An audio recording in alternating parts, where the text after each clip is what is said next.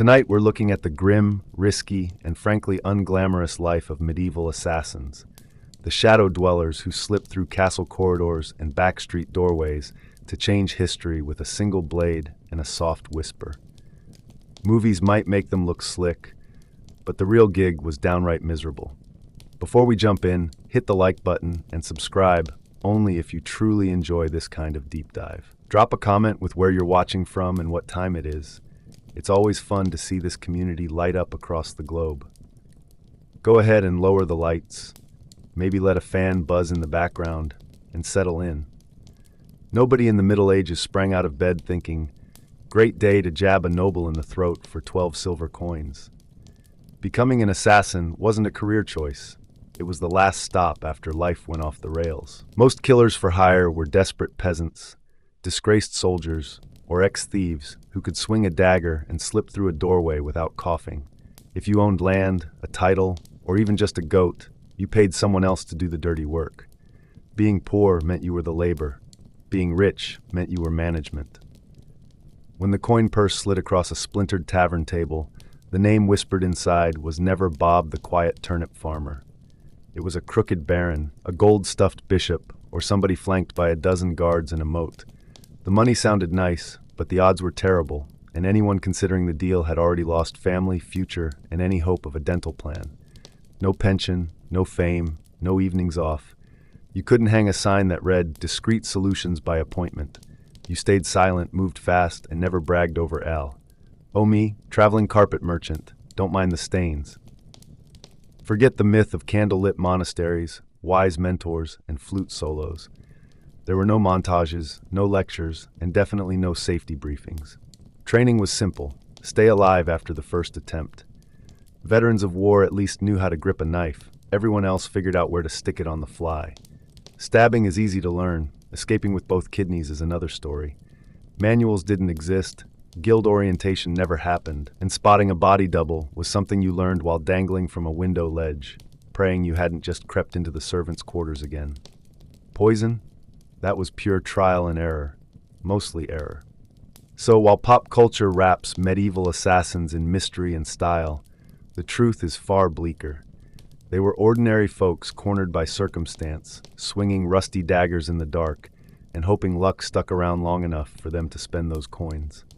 Sometimes the poison only made the target a bit dizzy, prompting him to glare at his soup. Other times you mixed up the goblets and gagged on your own brew. No one in the Middle Ages could dial a poison helpline for advice. You relied on guesswork, random herbs, and a strong stomach. If you were extraordinarily lucky, you picked up tricks from thieves or mercenaries. Maybe an older killer taught you to cross cobblestones without a squeak. Such mentoring was rare and short-lived. Assassins didn't retire, they vanished. You didn't carry a broadsword. Your gear was whatever slipped under a ragged cloak without clanking.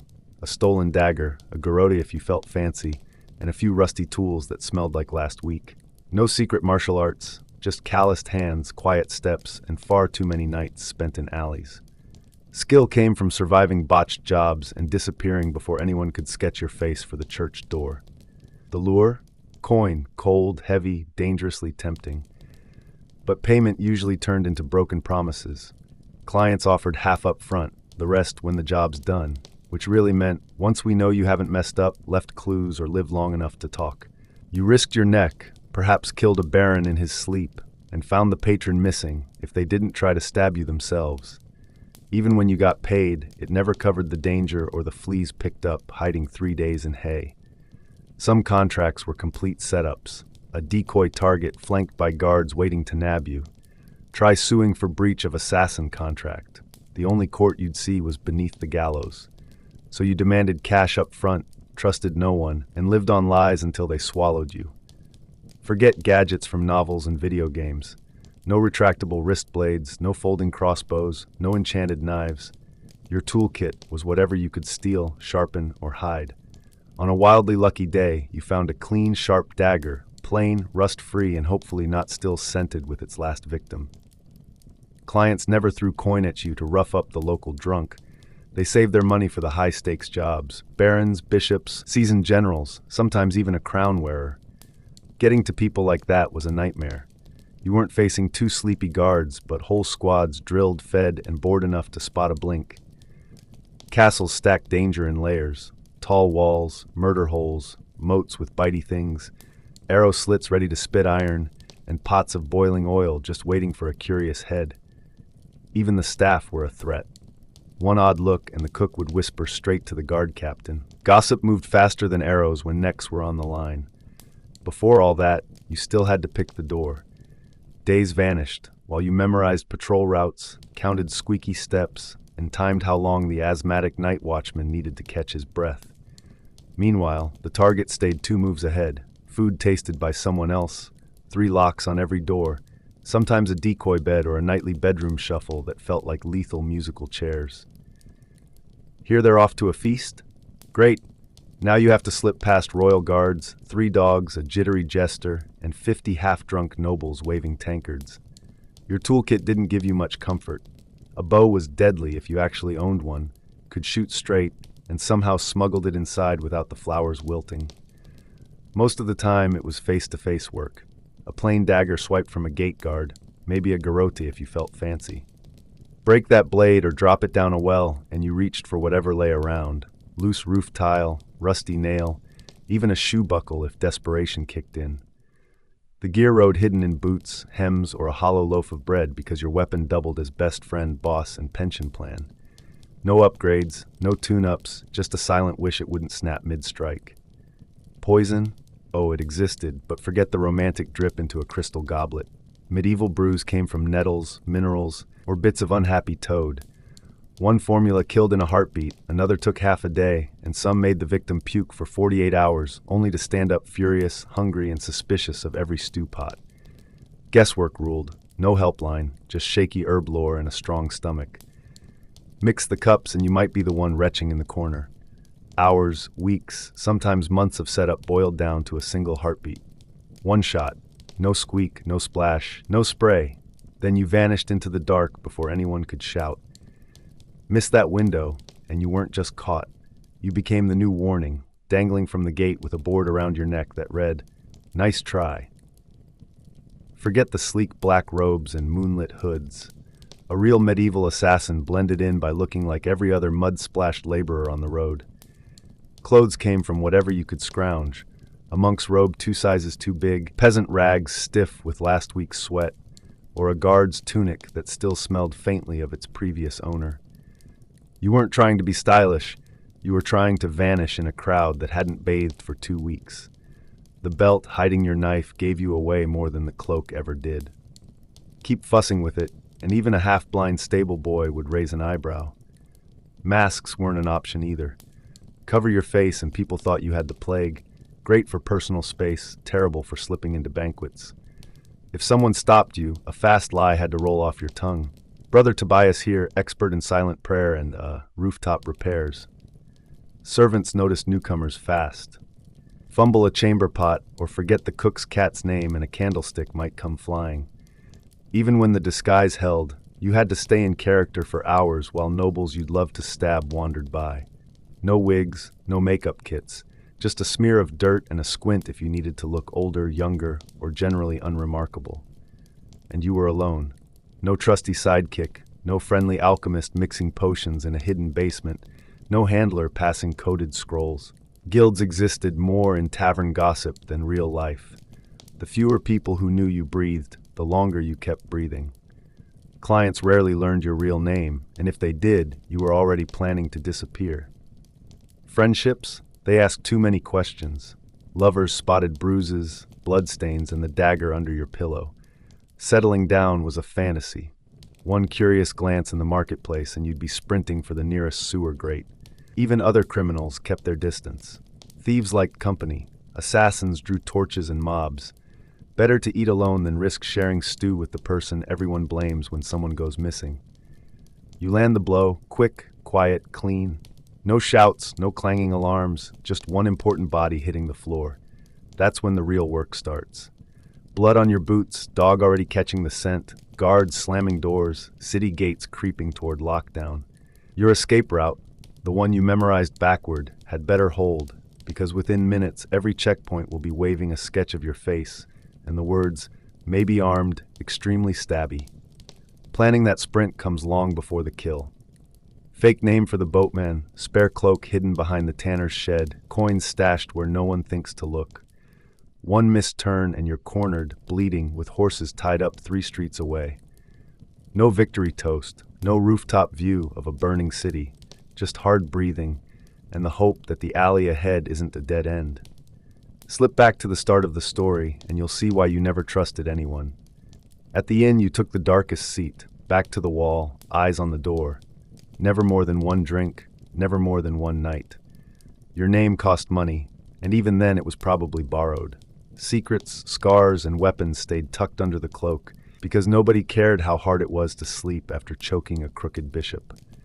Talk, and people peg you as a liar or a threat. They're not wrong.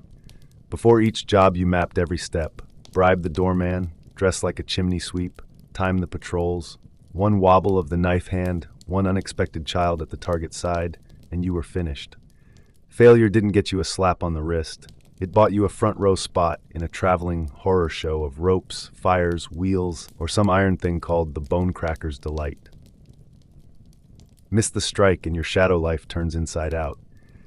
The survivor tells everyone, crude drawings spread across tavern walls, guards you once slipped past suddenly sprint. Worst of all, the client who hired you starts shopping for another killer, one tasked with silencing the loose end who knows too much. No second chances, no, sorry, the blade slipped. One shot or none. Even if you kept breathing, shame followed. You weren't just bad at killing, you failed at vanishing, and invisibility is the only armor you own.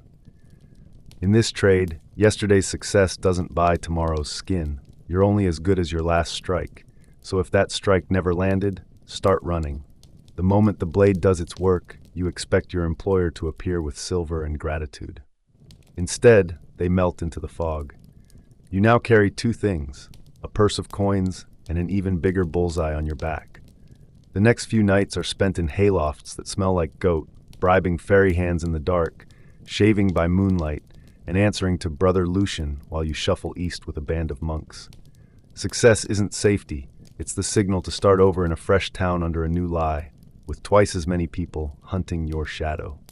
Medieval peasants didn't just fear assassins, they thought they were cursed. Whispers claimed you bargained with demons, smeared frog guts on blades beneath a full moon, or slipped through walls like smoke unless doused in holy water. Tales spun wilder, shapeshifter, forest spirit ally, death breather who could hex a baby for staring. Even your tools set off alarms. A simple dagger, clearly forged in a haunted furnace. A vial of poison?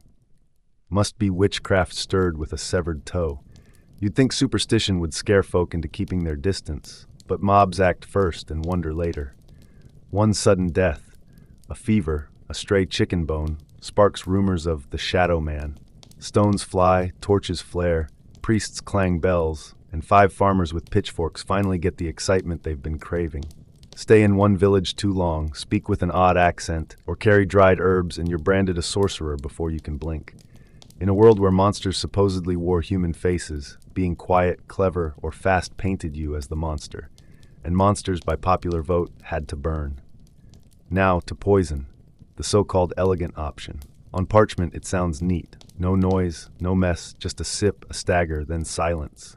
Reality felt more like swinging a teapot in a tavern brawl. Medieval poisons were guesswork with mushrooms, roots, minerals, and the occasional unlucky toad.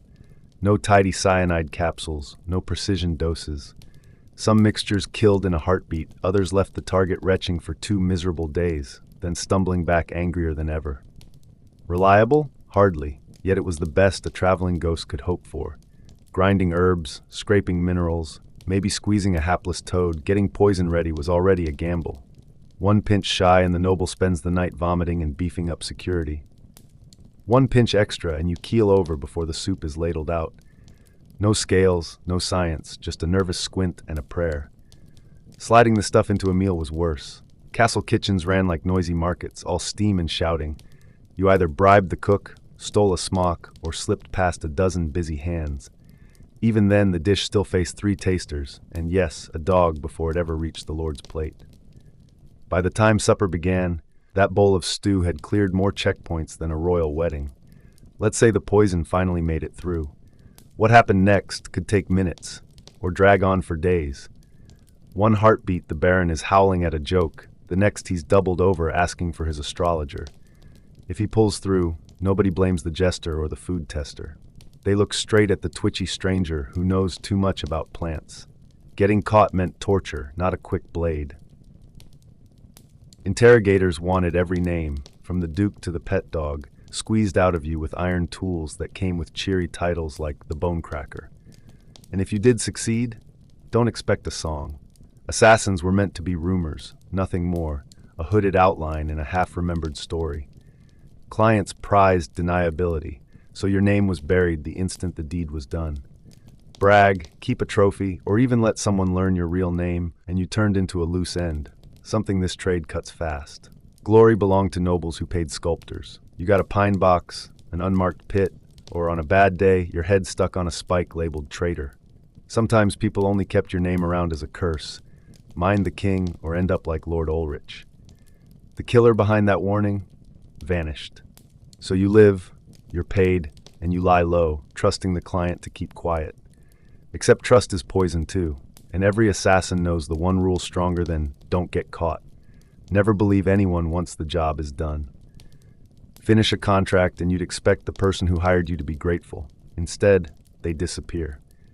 The second the blade does its work, you become the one loose thread that knows who paid, why it mattered, and how much it cost. That makes you a threat. Some patrons simply melt away. Sharper ones send another killer to erase you before the ink on the first deal dries. A few even hire 2 assassins at once, one for the target, one for the cleanup, because paying double is cheaper than leaving witnesses. Try to squeeze them for hush money, and they won't bargain, they'll crush. Even a respectable lord who actually hands over your fee will still keep eyes on you, just in case the knife you carried for them swings back their way. Suppose you dodge their follow-up blades, poison, and lies. Retiring sounds nice, but murderers don't get pensions or seaside cottages. Stepping out of the game only paints a fresh bullseye. You know too many secrets, and secrets belong in the ground. Maybe no one comes after you, today. Yet every knock, every traveler's stare, every rumor of a new name on a kill list keeps you pacing at night. So you vanish again. New village, new alias, maybe a limp for flair. You sell herbs, claim you once guarded caravans, nod a lot, and avoid crowds. A dagger waits under the floorboards beside coins that still smell like the last man who bled for them. Sleep stays shallow, laughter feels risky, love is out of the question. Years of slipping through shadows teach your nerves to snap at every squeak. That's the end game. No grand farewell. Just a slow fade into places where nobody asks questions. One day you'll step into the dark and nobody will notice. Probably the safest outcome you can hope for. So yes, the job pays, briefly. It isn't romantic, noble, or even very profitable. It's a harsh, lonely, short life wrapped in stained cloth and trailed by people who want you gone. Think you could hack it as a medieval assassin? You'd roll into town, cloak tight, plans crisp, only to learn the target skipped town, the guards are drunk but itching to swing, and the stable boy you bribed just traded your secrets for cheap ale. One wrong pause, one wrong face in the crowd, and you're the problem everyone spots. Then comes the mud, uneven stones, and chickens that dart underfoot while you bolt for an alley, until a heartbroken guard named Thomas drops you in the dirt because he needs to vent. Survive that scuffle, and it still goes downhill. No friends, no glory, just rumors swirling behind your back and the sinking understanding that even a perfect job ends with you hiding under a fake name in a village that still leaves milk out for fairies. The work offers power, but never peace. It deletes you from history and replaces your story with silence no one will notice. Long before she ruled Macedonia, the woman the world later called Olympias was Myrtle, a princess from the wild hills of Epirus, a land that bragged about Achilles in its bloodline. Her childhood mixed politics with prophecy, ecstatic rites, priestesses in trance, and a fearless fascination with omens and serpents. She didn't sit and embroider, she led moonlit dances for Dionysus, where legend says sacred snakes curled beside her bed, proof of divinity to friends, proof of danger to foes. Her power grew in torchlit temples, not battlefields. She moved like an oracle the gods themselves favored, something older than kingdoms, colder than steel. So when Philip II of Macedon stepped onto Samothrace for a secret initiation, he met more than a pretty princess. He found a riddle wrapped in prophecy. Their wedding, they said, crackled with signs. Lightning split the sky, and she later dreamed a thunderbolt seeped into her womb. Whatever the truth, the omens stuck, and the union of warrior king and serpent queen was bound to shake the world. When Olympias, a fierce teenage princess from Epirus, married Philip II of Macedon in 357 BCE, the match did more than join two thrones. It set the stage for Alexander the Great. From day one, the union crackled with prophecy, pride, and trouble. Macedon was a knife-edge kingdom where a cousin might slit your throat for the crown, yet Olympias strode in as if the place already belonged to her. Philip, sharp-minded and famously unfaithful, kept adding wives for alliances and bragging rights. Olympias refused to fade into the background. She ran her own circle of friends, listened to oracles, and carried herself like a priestess who could bend fate if she spoke the right words. Life in the palace became a swirl of rituals, whispered predictions, and sideways glances. Then Alexander arrived, wrapped in legend before he could breathe. Stories spread that a thunderbolt struck Olympias' womb, that Philip dreamed of sealing it with a lion, and that newborn flames danced around their child without leaving a mark. Whether spun from faith or politics, those omens convinced them their baby wasn't meant for a single kingdom. He was built for the world. Marriage, however, kept fraying. Olympias burned with jealousy when Philip took a young Macedonian noblewoman, Cleopatra Eurydice, as another bride. That match wasn't mere romance. Any son born to a pure Macedonian queen could shove Alexander aside. Olympias saw the danger clearly and tightened her grip on every snake, prophecy, and backroom deal she could find. By Alexander's teens, Pella's palace halls felt like a war zone of winked insults and late-night plots. Philip was off campaigning, drinking harder, and listening to advisors who didn't hide their dislike of his Epirote queen. The tipping point came at Philip's wedding feast for Cleopatra Eurydice. Her uncle Attalus, roaring drunk, sneered at Olympias and suggested Alexander might not even be Philip's son. Alexander stormed out. Olympias left the country, retreating to her homeland of Epirus, not in defeat, but to regroup where she still wore a crown and commanded loyalty. Olympias didn't need to stand inside Philip's palace to pull its bricks loose. From her refuge in Epirus, she whispered, promised, and threatened until the court began to rot on its own. Then the earth shook. Philip fell to an assassin's blade at his daughter's wedding, right when he was packing his armies for Persia. Hallways buzzed. Was it the bitter ex-bodyguard? A jealous lord? Alexander himself? Or, spoken only behind locked doors, was it his mother? No one could prove a thing, but within days Philip's newest wife, Cleopatra Eurydice, and her newborn were dead. The serpent had slithered back, laughed, and nothing now blocked Alexander's path to the crown. While others gawked at the chaos, Olympias acted.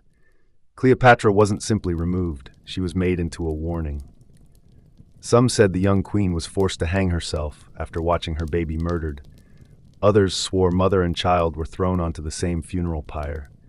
What everyone agreed on was the message: in a royal house, mercy is a mistake.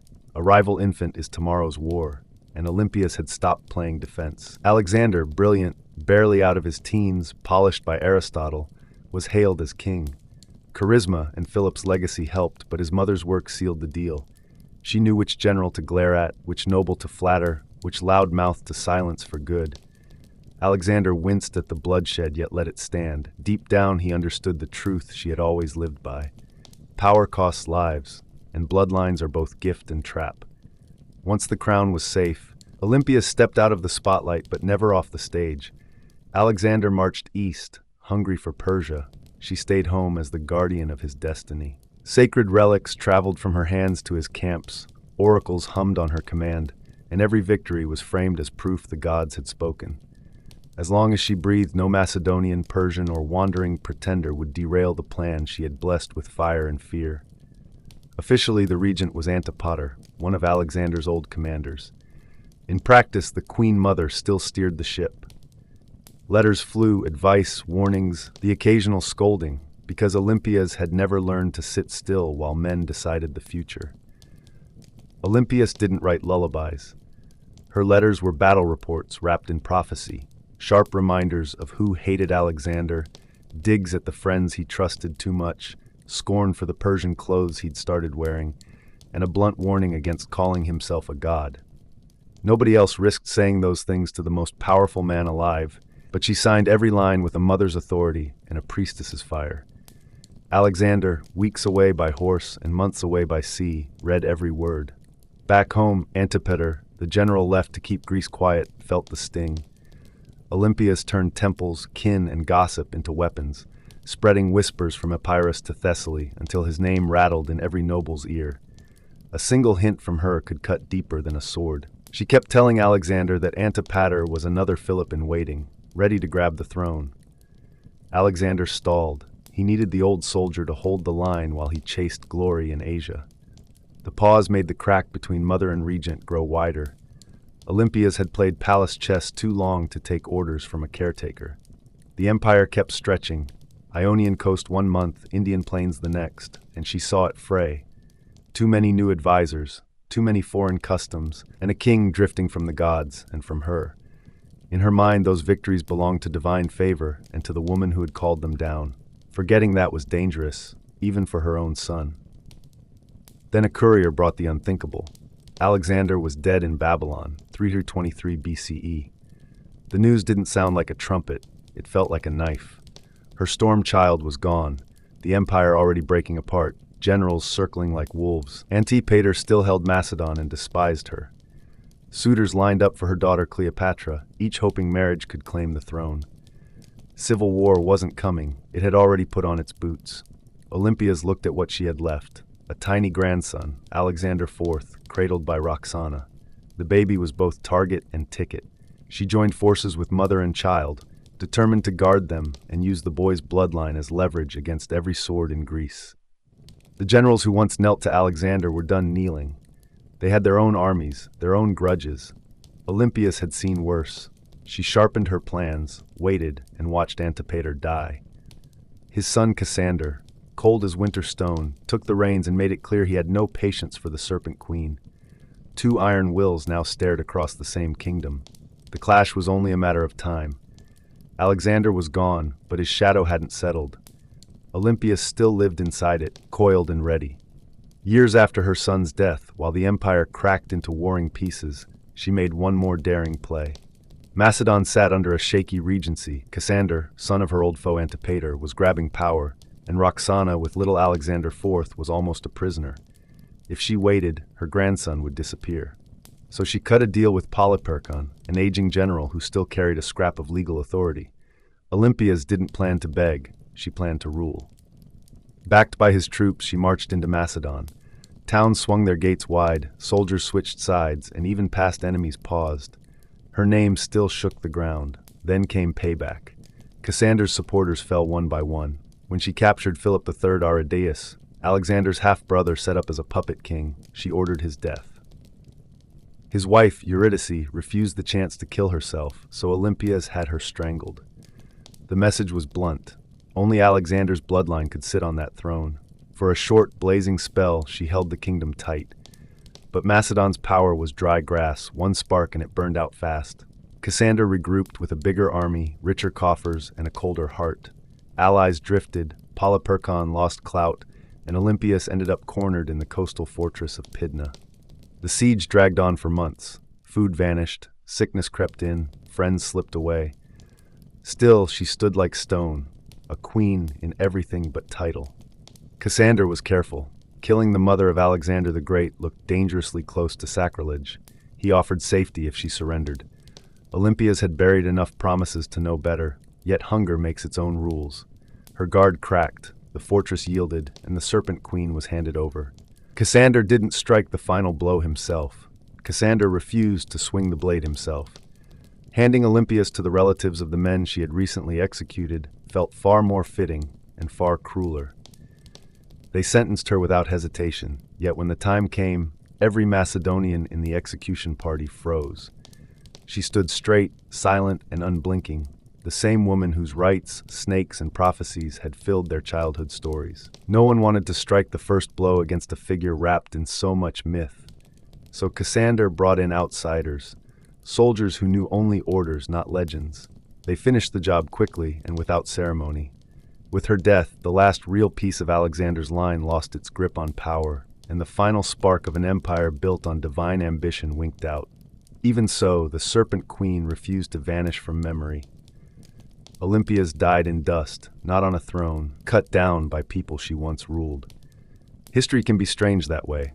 It sometimes forgets the comfortable and remembers those who fought their way down, hissing. She wielded motherhood like a weapon, prophecy like armor, and through fear and belief, helped carve the path that let a teenager conquer half the world. No Thunderbolt child, no purged rivals, no Alexander the Great legend without her. Unlike rulers who rode into battle, her wars were waged in temple shadows, banquet halls and whispered vows. Poisoned cups, strategic marriages, and oracles were her spears. Enemies called her witch, murderer, schemer, and they were right. Kindness was a luxury she couldn't afford, and she never pretended otherwise. Villain or visionary, she refuses to be irrelevant. Olympias hovers in every tale of ruthless queens, in every story where destiny is born in blood and guarded by belief. Bones long gone, legend intact, she waits in the dark corners of empire-building myths. Shift the scene a few hundred miles south to sun-bleached Crete. Just beyond today's Heraklion sprawls a ruin that feels like a half-remembered dream. Corridors curling on themselves, rooms doubling back, staircases that stop in midair. This is Knossos, heart of Minoan civilization, and so the stories say, the real-world seat of the Minotaur's labyrinth. Before it became legend, though, it was simply a palace. Knossos wasn't a castle. It was a city squeezed under one roof. First laid out around 1900 BCE and rebuilt over the centuries, it spread across roughly 150,000 square feet and held more than 1,000 chambers. Inside were light wells, storage rooms, shrines, workshops, and what might be the world's earliest flushing toilets. Water ran through pipes, multi-story apartments rose above courtyards, and clever vents kept the air moving. To modern archaeologists, the place looks like carefully planned chaos. To ancient guests, it must have felt like sorcery. British archaeologist Arthur Evans dug here in the early 1900s and quickly tied the site to the Greek tale of the labyrinth. The floor plan confused even seasoned diggers, and bull images showed up everywhere, painted on plaster, carved in stone, cast in gold. Because the bull was sacred to the local Minoans, Evans even named the whole culture after the mythic King Minos. Yet no one has found a literal maze beneath the ruins. No underground jail, no half-man monster.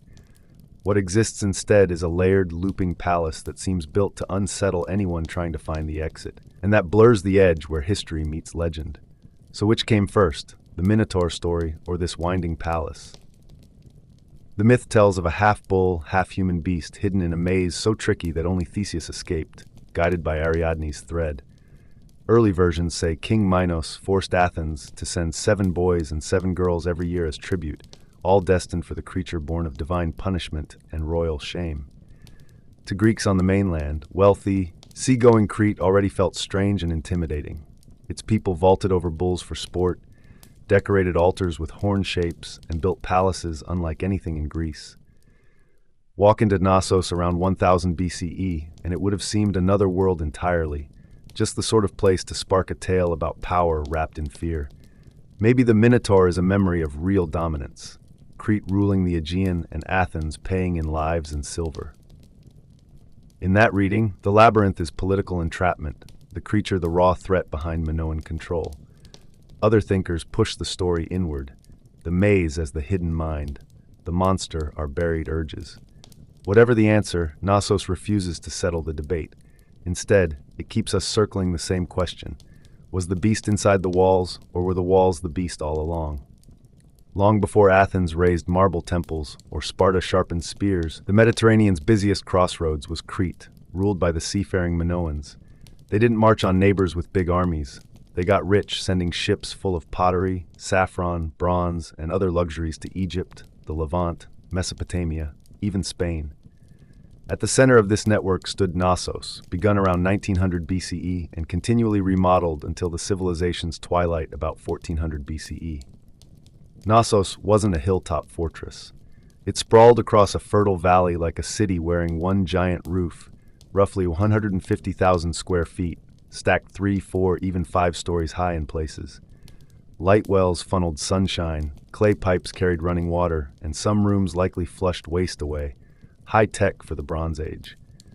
No massive walls ringed the place, which suggests the island felt safe enough or its navy kept trouble at bay. Step inside the ruins today, and you wander through a looping puzzle of more than 1,000 spaces. Storerooms, workshops, shrines, royal apartments, and a throne room, all orbiting a broad central court where crowds probably watched bull-leaping rituals. Corridors branch, double back, and climb or dive without warning. Stairs slip into shadow, then pop you out under bright Cretan sky. Archaeologist Arthur Evans, digging here in the early 1900s, kept getting turned around and noticed bulls painted or carved everywhere.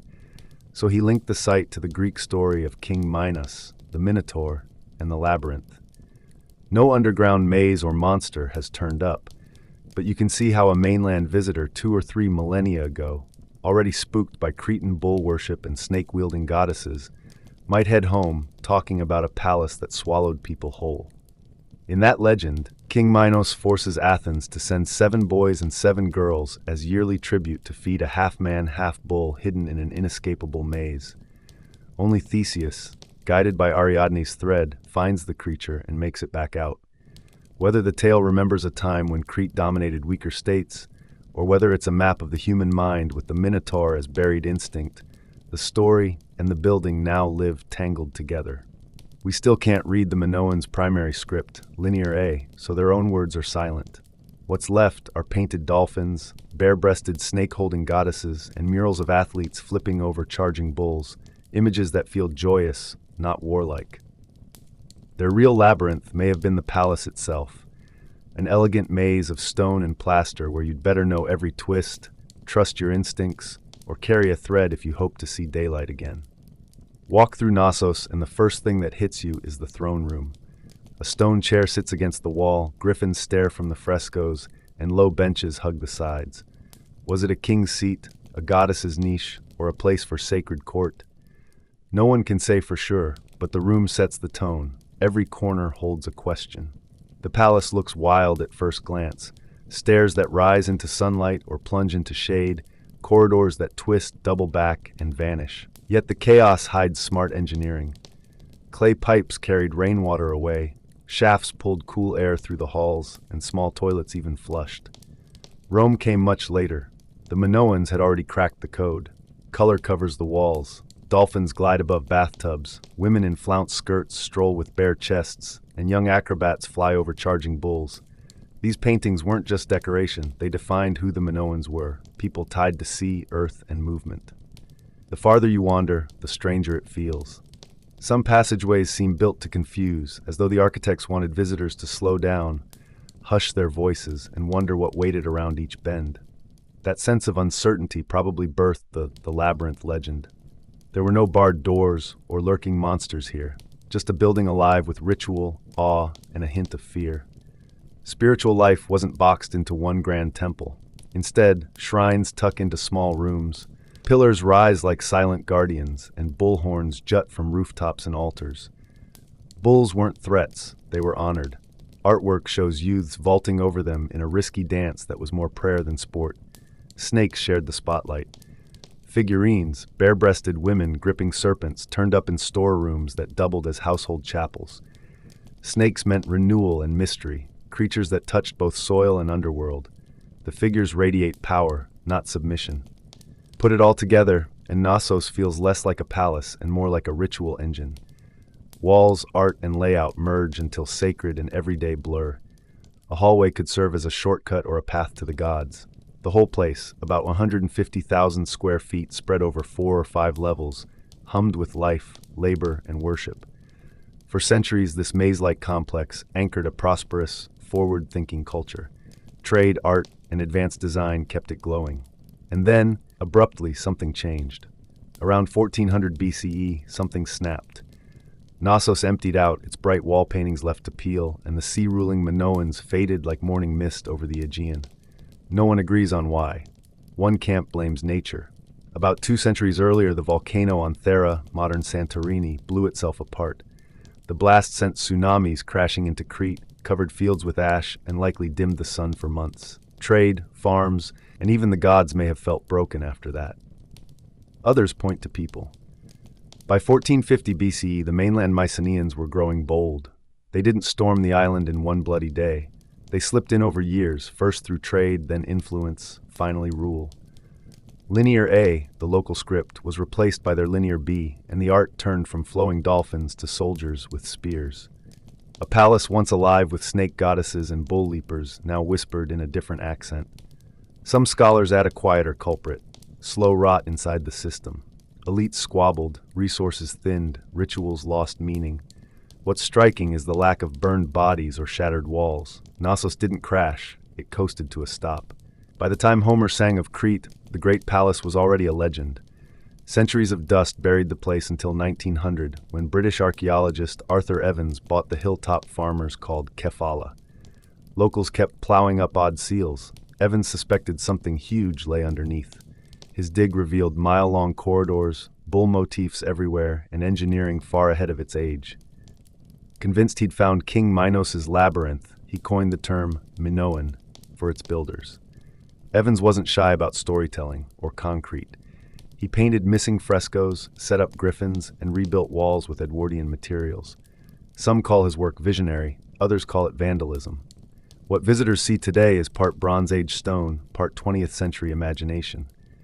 Love or hate his methods, Evans dragged Knossos out of myth and put Europe's first advanced society back on the map. Sir Arthur Evans did more than dig up stones. He jolted a sleeping world awake and showed scholars that the maze of legend had real walls, real paint, and real people behind it. In clearing the dust from Knossos, he also pulled up clay tablets covered in Linear A, a script we still can't read. Suddenly, questions about ancient language and literacy were no longer academic guesses. They were sitting in glass cases, staring everyone in the face. Step inside the palace today, and you're walking through a handbook written in pictures. The Minoans left no Rosetta Stone, so their thoughts reach us in frescoes, carvings, and repeating patterns. Waves, lilies, dolphins, and bulls glide along the walls. People appear slim, graceful, and busy with dances or rites. Even when a scene hints at danger, the lines stay light and flowing. These artists weren't bragging about battles, they were mapping out the rhythm of life. Now zoom in on the details. The double axe, the labrys, shows up everywhere. Cut into stone blocks, painted in shrines, stamped on tiny seals. Many researchers tie it to women's power or the turning of the sky. Some even think the word labyrinth means house of the double axe, making the palace itself the sacred object rather than a trap. Nearby rooftops and altars sprout stylized bull horns, marking spaces set apart for worship. And of course, bulls stampede through the artwork, hinting at nature, fertility, or maybe the raw energy the Minoans saw in their world. The building's own twisty design might be part of the message. Corridors loop, rooms nest inside rooms, and staircases lead you in slow spirals. A few archaeologists say the layout lines up with stars or seasons, a stone map of birth, death, and whatever lies below. Without a readable script, though, every theory teeters between insight and guesswork. Even so, the place refuses to feel dead. Walk those echoing hallways, and you notice a low hum just under the silence. Not ghosts, not gods, but the weight of stories still circling the bends. Tourists lose track of time, archaeologists chase new leads, writers borrow fresh sparks for old myths. The Minotaur may belong to legend, yet the sensation of a living maze is absolutely real. We don't know who sat on the throne here, their names, their prayers, their laws, all lost. What does come through is simpler, and maybe stronger. These people cared about beauty, and they filled every inch of their world with it. Knossos came long before the Parthenon, Roman forums, or Persian palaces. Sitting in a rich Cretan valley, this single complex was city, temple, and royal house all at once, a place where narrow hallways and sudden courtyards turned daily life into a story written in stone. Long after the Minoans fell, mainland Greeks walked those passages, felt the confusion, saw bull symbols on every wall, and spun the tale of a maze and a monster, because myth was the only way to explain what they found. The people who built Knossos didn't brag about conquests. Their murals show dolphins riding waves, lilies in bloom, boys and girls flipping over charging bulls. Nature, movement, and rhythm mattered more than war. Inside small alcoves and hidden corners, snake-holding goddesses guarded the household while double axes, labraces, marked sacred spaces. Bullhorns crowned roofs and altars, making it clear the animal was as holy as any written prayer. Even the building itself joined the ritual. Air shafts cooled the rooms, clay pipes carried water away, and stone seats lined a throne room watched by painted griffins. Everything, art, plumbing, layout, fit together like parts of one great ceremony. Then, about 1400 BCE, the ceremony stopped.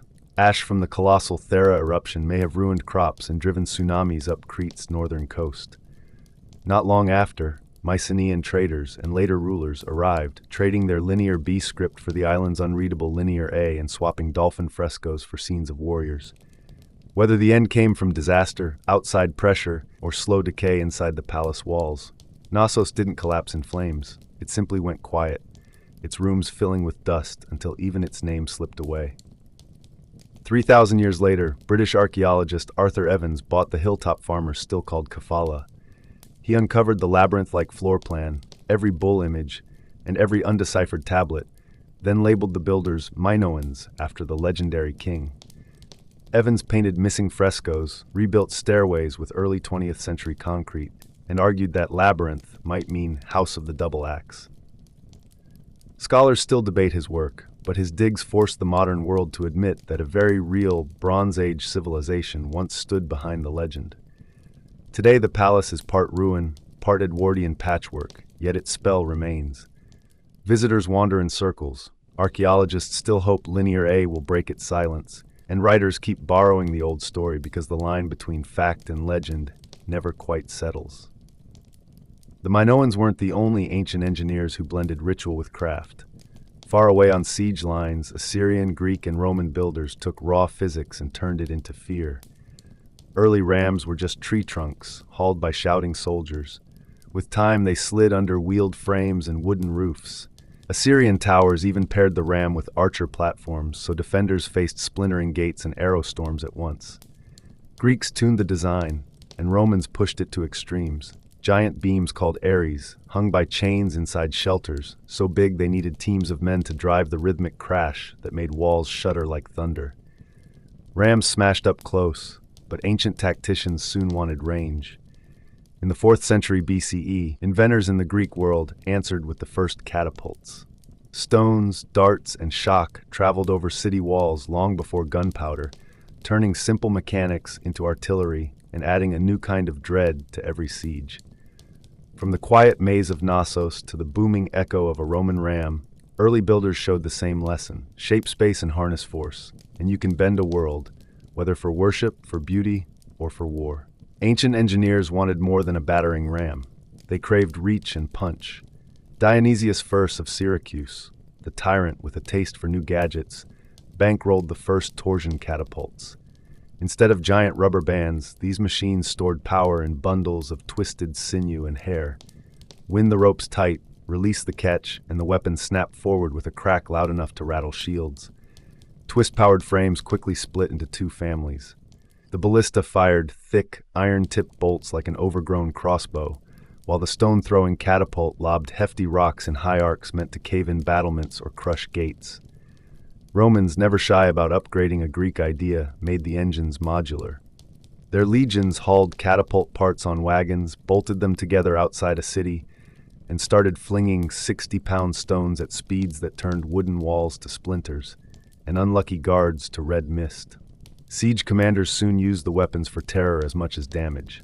They pitched severed heads, plague-ridden corpses, or flaming jars over the parapets to spread panic long before the masonry fell.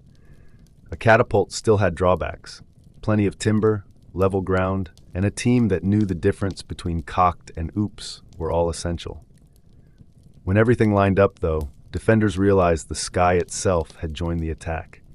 Then came the trebuchet, a walking declaration that castle walls were suggestions, not safeguards. Gravity did the hard work, a huge counterweight on one end of a long arm, a sling on the other. Raise the weight, pull the pin, and the arm swept forward, sending the payload sailing in a graceful, horrifying arc. Early traction versions, powered by ropes and muscle, appeared in China as far back as the 4th century BCE. By the 1100s, a counterweight model, possibly filtering west through Byzantium or the Islamic world, hit Europe and spread faster than fear itself. A well-built machine could loft a 300-pound stone more than 300 meters. Unlike a catapult's flat shot, a trebuchet's high curve dropped boulders into courtyards, barracks, and granaries, all the places attackers couldn't reach before. Stones were only the beginning. Diseased livestock, barrels of burning pitch, lime powder to blind archers, even handwritten taunts wrapped around smaller rocks all took a turn in the sling. Walls were never just battered. Sometimes they were outclimbed. Long before gunpowder, armies answered high stone defenses with rolling wooden towers, miniature forts sheathed in wet hides to shrug off flame, crowded with archers on the upper decks and spearmen lower down. Once a gangplank slammed onto the parapet, the fight flipped from horizontal slog to vertical brawl. The basic idea was ancient, but the showmanship peaked in the Hellenistic age. At Rhodes in 305 BCE, Demetrius the city-taker built the 9-story Helepolis, armored in iron plates and bristling with catapults. It was so huge that it cracked under its own weight, yet the audacity echoed for centuries. Towers, of course, moved at a crawl.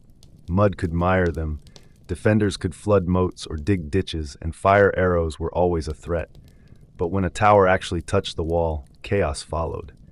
Not every siege weapon rolled. Some waited, creaking for gravity to do the work. The masterpiece was the counterweight trebuchet.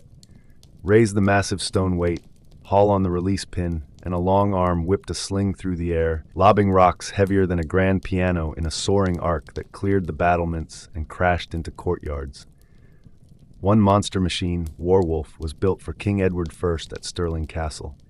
The garrison offered to surrender as soon as they saw it. Edward refused. He wanted to see the throw. Elegant as they looked, trebuchets were slow. Hours of rigging and careful aim preceded each thunderous shot, and a team of experienced engineers had to supervise every pull of the rope. Still, nothing combined distance, impact, and pure dread as effectively. When that counterweight dropped, whole cities seemed to hold their breath. Meanwhile, the quietest killers worked below ground. Sappers dug tunnels beneath curtain walls, shored the passage with timber, then set the supports ablaze. As the beams turned to charcoal, the tunnel collapsed and the wall above followed, sliding down in a sudden roar. The technique was old. The Persians and Greeks both used it, and the defenders of Plataea in 429 BCE fought frantic counter-tunnels to keep their city standing, but it never lost its sting. No siege engine could match the terror of hearing stones shift underfoot, wondering if the earth itself had betrayed you. Greek fire was the showstopper. From the 7th century CE, the Byzantines sprayed or lobbed this sticky, napalm-like mix that kept burning even on water. Whole fleets went up in minutes, and we still don't know the recipe. The empire took that secret to the grave. If the defenders ran out of Greek fire, they switched to whatever boiled. Water, oil, and even sand were heated to a vicious simmer, then poured through murder holes onto the attackers below. Oil clung to clothes and skin before it was set alight, while hot sand slid under armor and cooked the flesh it touched. Gravity joined the defense too. From the parapets came crashing stones, logs, and sometimes the bodies of animals, anything heavy enough to smash siege engines or break a soldier's nerve. Castles also hid pits, collapsing bridges, and spiked barricades, turning every step forward into a painful puzzle. All these tricks aimed at the same goal: stall the assault. The longer the wall held, the more the besiegers worried about food, disease, and relief armies on the horizon. Yet some attackers worked under the walls instead of over them. Tunneling, or sapping, meant digging beneath the foundations, bracing the passage with timber, then burning the supports so the wall above collapsed. King John's men pulled it off at Rochester Castle in 1212. Pig fat fed the fire, a tower fell, and the stunned garrison soon surrendered. Countermining made this tactic a gamble. Plataea in 429 BCE showed how messy it could get.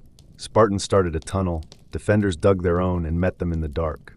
What followed was a cramped, torch-lit knife fight in choking dust. By the 13th century, specialist engineers could read soil, spot weak footing, and plan collapses with scary precision. They were part geologist, part demolition expert, and completely ruthless. So siege war offered three choices: go over the wall, break through it, or take it down from below.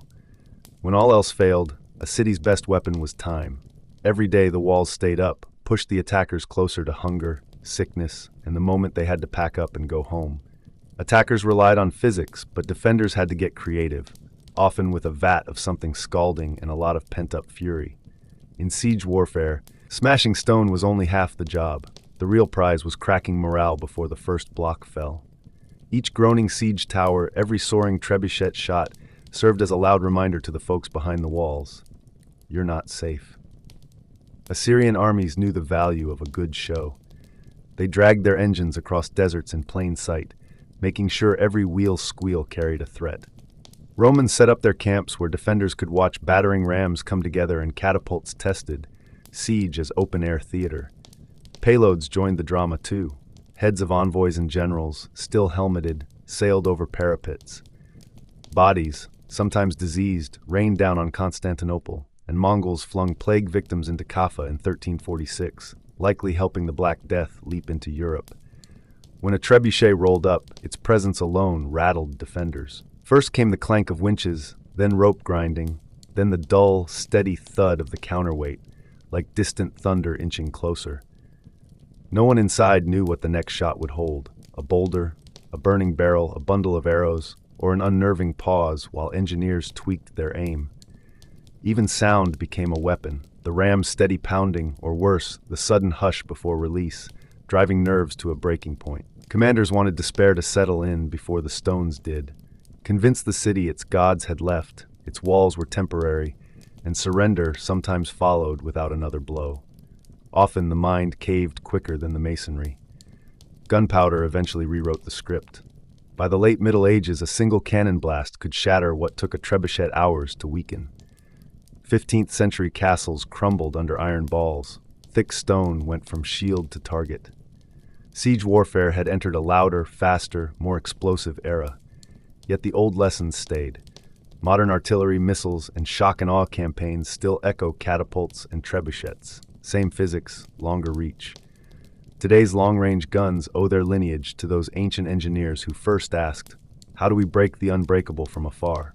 The flags, the thunder, the spectacle, those were, and still are, tools to break a city's spirit long before its stones. Look at the scars left behind.